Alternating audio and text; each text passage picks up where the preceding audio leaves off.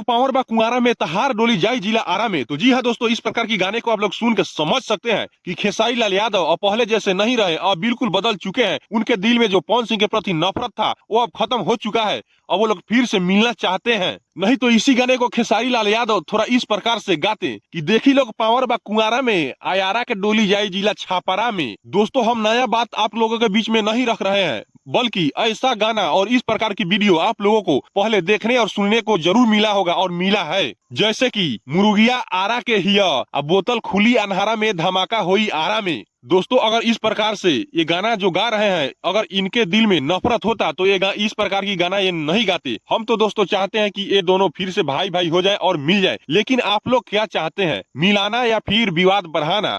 आप लोग अपना प्रतिक्रिया कमेंट बॉक्स में जरूर दें। बाकी दोस्तों, अगर आप लोग चैनल पे नए हैं तो वीडियो को प्लीज लाइक करके चैनल को सब्सक्राइब जरूर करें। फिर मिलते हैं किसी अगले नए अपडेट के साथ। तब तक के लिए जय हिंद, जय भारत।